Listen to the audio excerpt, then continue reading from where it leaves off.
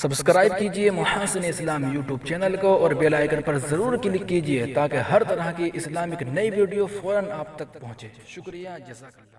السلام علیکم ورحمۃ اللہ وبرکاتہ۔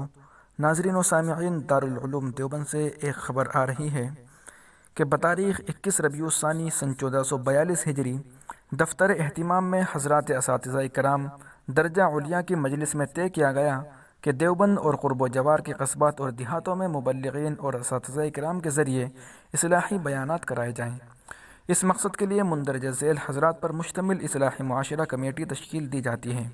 کمیٹی کی نشست میں اس کا نظام مرتب کر دیا جائے۔ ارکان کمیٹی: حضرت مولانا قاری سید محمد عثمان صاحب سرپرست، حضرت مولانا خضر محمد صاحب کشمیری، جناب مولانا محمد ایوب صاحب سکندر پوری، جناب مولانا مفتی ریاست علی صاحب ہریدواری، جناب مولانا محمد علی صاحب بجنوری، جناب مولانا مفتی محمد معروف صاحب، جناب مولانا محمد مزمل صاحب بدایونی کنوینر، جناب مولانا محمد یامین صاحب مبلغ، جناب مولانا محمد عرفان صاحب مبلغ، مولانا محمد راشد صاحب ناظم شعبہ تنظیم و ترقی۔